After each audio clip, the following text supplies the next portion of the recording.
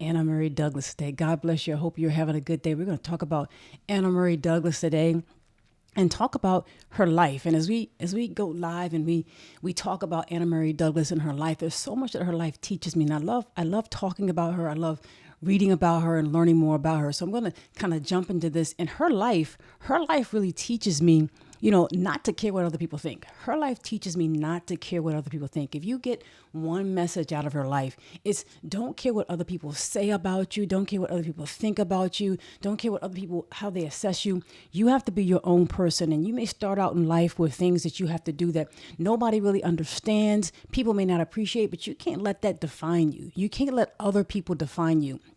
And it isn't until recently that we start to talk more about, and I want to help to talk more about Anna Murray Douglas and the kind of things she did with her life. Because there's so many women, so many Black women who did so many amazing things in history who were just looked over and whose contributions were there, and they made the very famous things that we think about, the very famous things that we celebrate, they made them happen. They were a key part of those things happening. So as we celebrate Frederick Douglass and as we think about all the amazing, wonderful things that he did, understand and know that there would have been no Frederick Douglass without Anna Murray. Anna Murray Douglass was somebody who helped to begin and support him from the very start. So when you think about a lot of the things he did, a lot of the things that he was able to do from his home, keeping his home stable and able to go out and do things as his home was stable, and even things they did on the Underground Railroad, they did together, they did as a group, they did as a couple and as a family. And she was a significant part of their success. So I want to talk about her today and kind of jump into her life and some more examples of things that we can do and talk about her. Now she was born approximately about 1813. We're not 100% sure exactly which one, but probably around 1813, maybe in March, but around 1813. She is someone who had as a part of her legacy, their oldest daughter, Rosetta Sprague, their oldest daughter, Anna Murray and Frederick Douglass's oldest daughter, wrote a piece about her mother. And she gave a famous speech back in May of 1900, on May 10th, 1900. And she talked a lot about her mother. And that is the one document or one piece of information that goes most in depth about the kind of person Anna Murray was, given to us by her daughter, by their oldest child. And so a lot of what we're going to talk about comes from that document, as well as other things that I've read and other documentation about her that speak to her life and the kinds of things and the contributions she did. And so I want to mention up front, if you get a chance, if you can support me, I do appreciate if you're able to support me, either it's via one of my books with stories about Black history, as you can see right here, or going on my website, blackineducation.org. There are a number of resources that I have for free and resources that you can purchase that are books that are available on my website and also available on Amazon that you can purchase. But this resource here that I'm going to talk about and go through that you see as we walk through is on my resource. It's going to be on my website, and you can be able to download this and get some more information about Anna Murray for free. So I'm going to have that on my website already.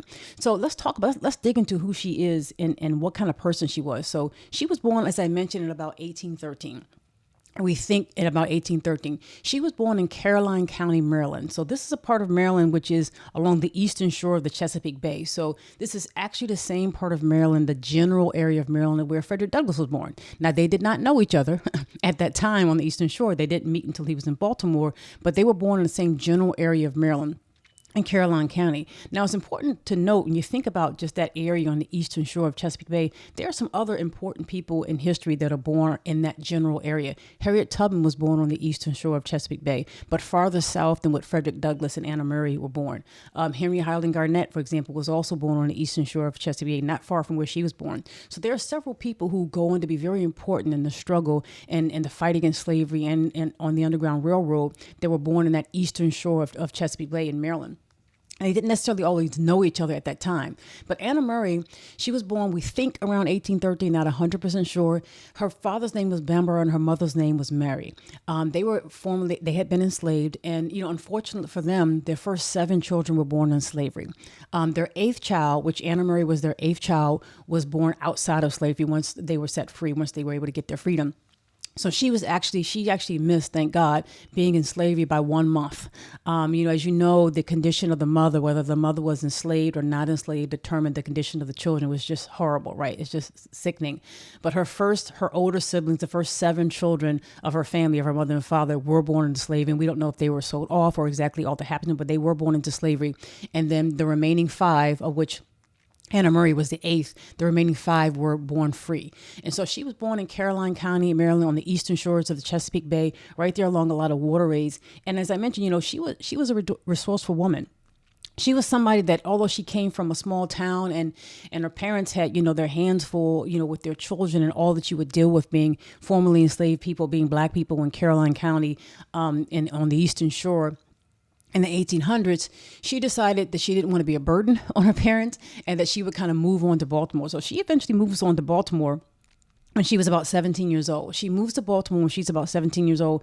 And, she decides to be a workhorse, if you will. She decides to be industrious. And, one of the few jobs you can get as a woman, a black woman in the 1800s in Maryland and Baltimore would have been as a housekeeper. And so that's what she did. She was a housekeeper. She was a professional housekeeper. She was someone who developed a reputation to be very thorough, to be very kind, to be no nonsense, all about business. When she took care of her home, she ran the home. She ran the home like the home was a business, like the home was an enterprise. Everything was organized. Everything was in place. If she was taking care of the children were taking place. The children were taken care of. The food was taken care of. The place was organized and clean. And, all of this is the 1800s. You had to do this by hand, and all of us will know now how difficult it is to do house chores, even now with a lot of the comforts, if you will, of modern technology to help us. She was doing this by hand and had a very good reputation for being very thorough. And so you have to understand that some of the resources, we talk now about how, there may be people or there may be men, if you will, who go off and maybe they do great things. Maybe they become speakers or they do things in a company and that type of thing. And their homes and their wives are taking care of all the things that's needed at home.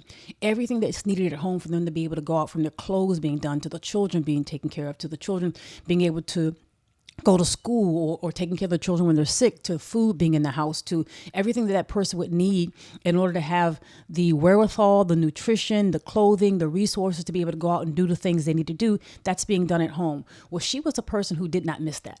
And Frederick Douglass benefited from that for his entire life, for most of his life after they got married, for most of his adult life. He benefited from that, based on the type of woman she was and how she took care of the home and managed the home professionally. So she did that as a part of initially becoming a housekeeper. So she was a housekeeper in Baltimore. And that is where she would meet Frederick Douglass. That's initially where they would meet, would be in Baltimore.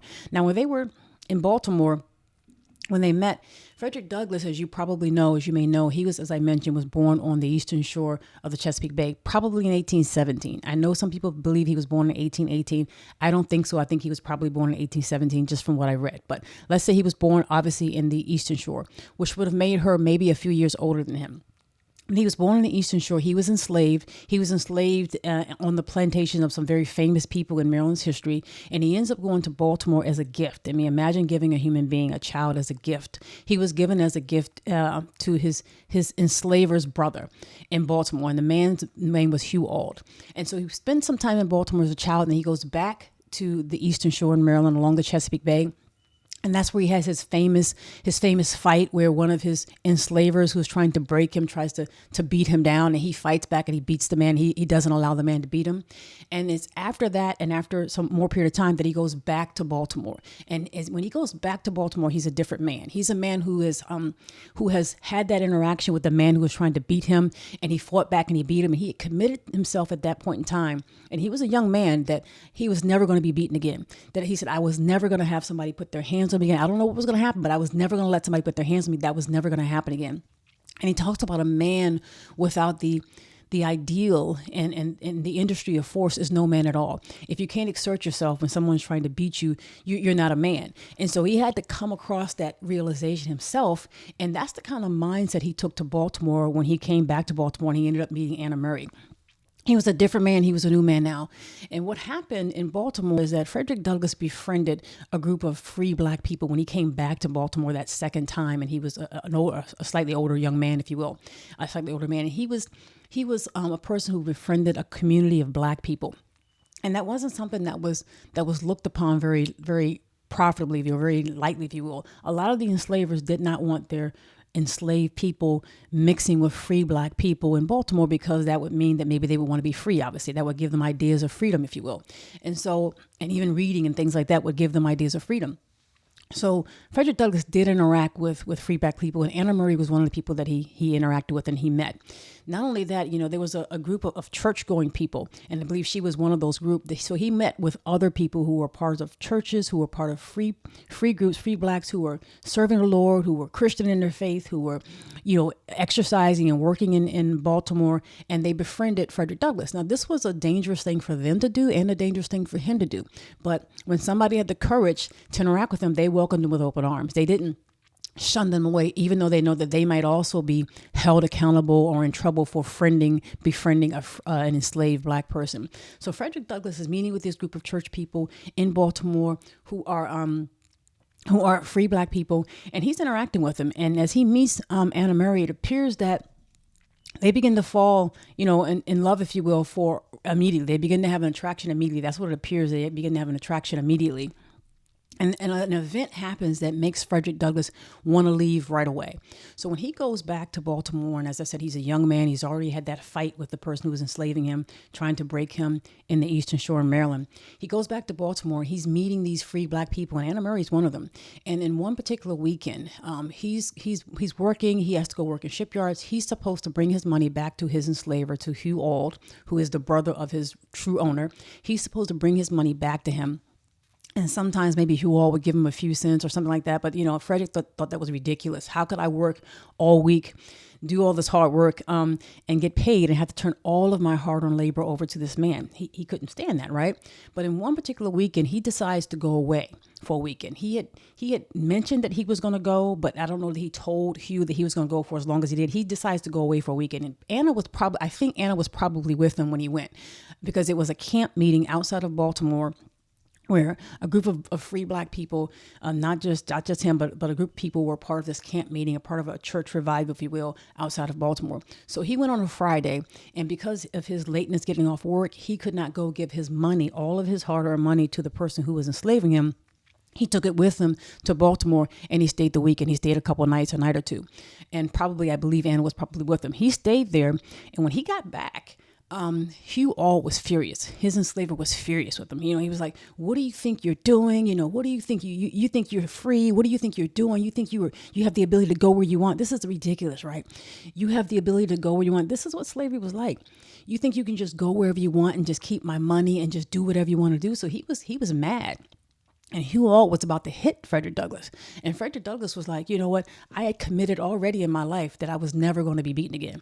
And Frederick Douglass had his fist balled. He's like, if this man struck me or raised his hands against me, we were going to go blow for blow. And they were almost going blow for blows because Frederick was filled with indignation. He was like, how are you going to tell me where I can go and who my friends can be and whether or not I can go? And you're expecting me to accept this for my entire life. I'm supposed to work for you, for somebody else, for my entire life, give you all of my hard-earned money. Even if I meet a young lady and I like her and I want to be with her, I can't even go unless you tell me to. I can't even go be with somebody I want to be with or friends I want to be with. Frederick was furious. They did not end up fighting at the time, and he had committed he was not going to be beaten if the man had hit him or began to strike him at that time. But he decided at that moment he was going to leave, and Anna Murray would be one of the most people who would help him in his flight to go. So he decided at that moment that he was going to leave, and was within 3 weeks of that argument and that event, when he went away for a weekend, probably with Anna and some other people, that he decided he was going to leave and he was going to escape. Now, the plan that they came up with, the plan that they devised was to have him dress as if he was a sailor. And this is not the exact sailor. This is just an example of what a sailor might have looked like in the 1800s. This was a black man who was a sailor, seaman in the Civil War. But just to give you some general idea, the plan was to have him dress up as a sailor and to have him, basically there was a free black man who was a seaman who was also in Baltimore who met Anna and met Frederick. And he was going to give Frederick Douglass his papers. And the papers allowed him to travel freely. So this black man could travel freely because he was a seaman. He could travel freely. Now, apparently, he looked nothing like Frederick Douglass. And his description on the papers, you would have a description of what the person looked like. Frederick Douglass was hoping that the people, as he was traveling, would not take the time to really read what was on the paper and closely, because, things might have been difficult for them as things were happening, because they would have really easily figured out that this was not him. But that was the plan. So they got the man, the seaman, offered his papers, which also was a risk to him. Giving away his papers to Frederick Douglass so that Frederick Douglass could escape slavery was a risk to this black man who was a seaman. So that was a risk he was willing to take. So many people who were free were helping out people who were enslaved. When you look at somebody and you see that they're a significant person, they did something in life and they should be remembered, know that there are a lot of people, somebody around them helped make them that way. Somebody supported them. Just like for you and me, if you do something in life, somebody helped you. And we should remember those people who help. And we should sometimes be the people who help others, because you never know what you can lift somebody up into doing. So the idea was he was going to dress up as a sailor and have this pass, but he needed clothes. He needed money for the train tickets. He needed money for a steamboat ride he would have to take in order to get to New York. And this plan was all worked out. Now Anna Murray, becomes the principal person, the primary person to help him do this. She ends up taking her hard-earned money. And as I mentioned to you, she was a housewife. She was a homemaker. She was a housekeeper. And she ended up taking her hard-earned money to buy the materials needed to sew him the sailor suit. So she sewed a suit that looked just like a seaman's suit. She bought the materials to do it. She sewed the suit. Not only did she sew the suit, she then began to also use some of her money to help him buy the train tickets that he would need to get on the train. And so what he did, and he doesn't mention if it was her who met him at the train station, but it might have been, he doesn't mention exactly, but what he did was he went down to the train station in Baltimore and he waited to the very last minute to get the ticket. Like to the very last minute till the train was about to take off. And the person, he says someone he met him there, gave him the money, what he needed. And he wanted to specifically do that because he didn't want to get on the train like right away and be sitting. He bought the ticket at the very last minute. And when he got on the train, just as he had suspected, people were still getting on the train and getting seated. And the conductor was going by. And the conductor came to him and looked at him very strangely. And almost as if to say, is this you? But so many other people were getting on the train. And some other like disturbance happened that the man just handed Frederick Douglass back his papers and kept going. So he didn't get discovered. And there was one other part of the trip that someone recognized him who was a passenger but did not rat him out, which was very good. But he needed the money for the train ticket from Baltimore to get to Delaware. Then he had to take a steamboat from Delaware to Philadelphia. Then he had to take another train from Philadelphia to New York. And so he needed money for this. And Anna Murray was the primary person to help get him the resources that he needed to get this done. So when he did this, when he escaped in 1838, he did it a lot with her help. The plan worked. It took more than 24 hours to get there, but the plan worked. And he was able to be free. And as mentioned, when they got to New York, the plan was also for him to send for her right away. And he did so. He wrote her a letter as soon as he got there, literally within a couple of days. He wrote her a letter and she responded by coming. Now remember, she was free, so she could go, but it was also a risk for her because she helped him escape, and that was against the law. So not only was the seaman putting himself at risk, but she was putting herself at risk for this man that she obviously loved, and putting a lot on the line, money and everything, to help him to do this. And so she did it. And so it was a risk for her to do it as well. So she ends up going to New York and she brought with her this plum colored dress that was the wedding dress that she wore when they got married. She brought like a bed, a feather bed that had with pillows on it and dishes and knives and things that a homemaker would bring to start her new home, because she had been saving her money. She was a very industrious, very resourceful woman. She had been saving her money for quite a while, and she was able to do this. This is an amazing thing. You never know who God will bring into your life to help you, because his plans and his desires to be free were not realized until he met somebody and people who could help him do it. So that's an amazing thing, to think about. So she went to New York. They got married right away. They were married by James W.C. Pennington. And if you know or remember James W.C. Pennington, he is the author of The Fugitive Blacksmith, the famous autobiography, The Fugitive Blacksmith. He was a reverend. He was there in New York. He was also active with people who were involved in the Underground Railroad. And obviously Frederick Douglass was a fugitive, was escaping from slavery. So the people who were helping him and who met Anna when they first came to New York were people who were involved in the Underground, who knew that and involved in the Underground Railroad. But they were married by James W.C. Pennington, Reverend James W.C. Pennington, which I think is an amazing thing, because he was a famous person and a respectful person in his own right. And he was also from Maryland, happened to also be from Maryland. So they got married there in September of 1838, once Frederick Douglass escaped, and then they moved to Massachusetts. And this becomes a union.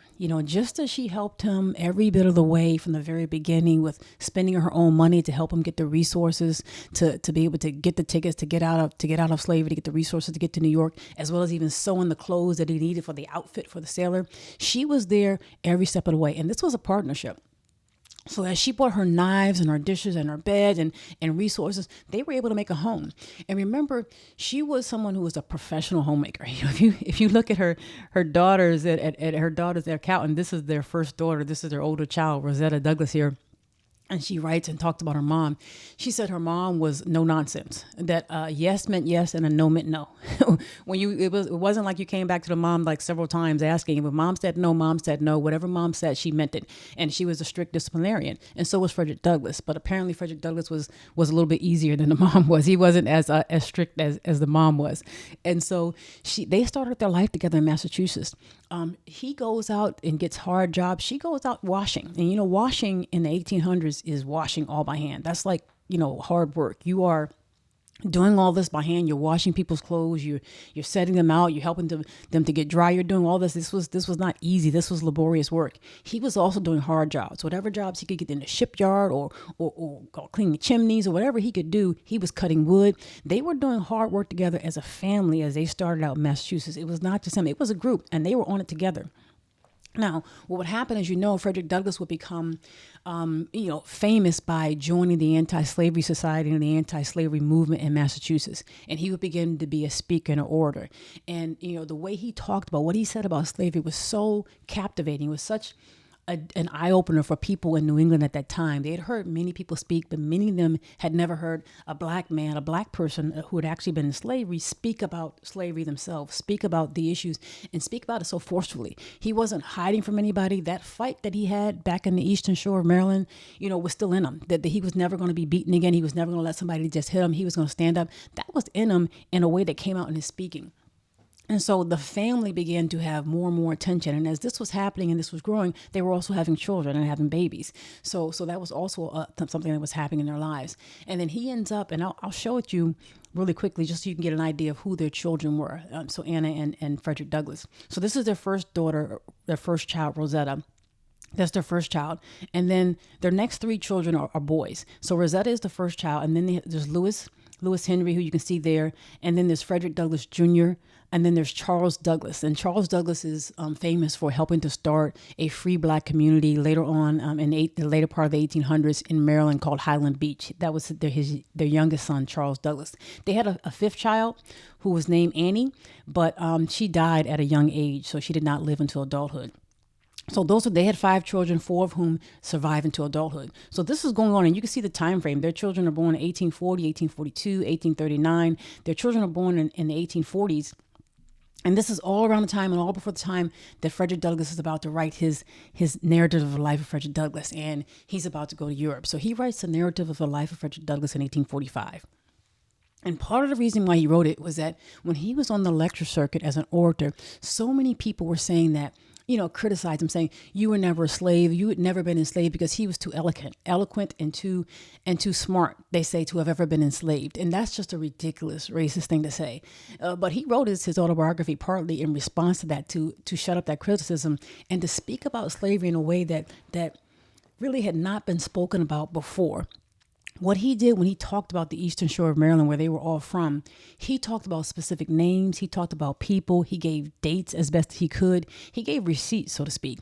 He did it in a way that most people at that time were not writing about slavery and talking about actually where they came from, or actually the names of the people who enslaved them and the people's friends and the people who were part of the church and the man who tried to beat him and all these things. So he basically gave away all of the information, and that put a spotlight on the people who enslaved him. They're in Maryland, they're in St. Michael's and on the Eastern Shore, and it put a spotlight on his family. It was a spotlight for Anna because she had helped him, and he didn't initially reveal exactly all the specifics of who helped him for that reason, because, his wife would have been one of them, and his wife would have been in danger. And obviously their children, who were free, would have been at risk because their mother could have been taken. So he didn't reveal all the specifics of everybody who helped him. initially in his first autobiography, but he goes on, he writes this autobiography in 1845. All of his children are pretty much born, at least the first four children, the ones who would survive until adulthood, and he ends up having to leave and go to Europe. Many people are telling him, look, you did this, and it's your autobiography is going like fire across the nation and really across the world. People overseas are also looking at your autobiography. You probably need to leave because you're in danger. And so he reluctantly agreed, and he went to Europe. And when he went to Europe, Anna Murray was there in Massachusetts, at the home, basically holding the fort down. He was in Europe. He was lecturing or giving speeches and against slavery, raising money, that type of thing. And she was in Massachusetts, basically holding the fort down and doing a lot of things that you would think about that would be difficult for a person. You think about a person on their own with four small children in the 1800s and being a woman, a black woman. We talk about how strong a person can be, how a person holds a home together, how a person holds their children together. So she's doing this at this point in time. She's not only raising your children, but I believe when you raise your children, you're really raising your grandchildren.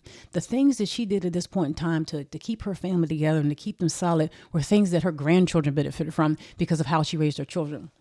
Her oldest daughter, Rosetta, as we mentioned, Rosetta was their oldest daughter. She was taken to stay with another woman in New York, some abolitionists in New York, because it was a lot for Anna to do because she had three small children. And Anna still needed to work. So she did that. So the years 1845 and 1846 were challenging years for her. And at that time, when Frederick Douglass was in Europe, he was sending money back to the family. So he was sending money back as best he could for her to try to take care of the bills, keep the house up, because he was sure, that was a lot for her to do, knowing what kind of work she would have to do to just try to make ends meet.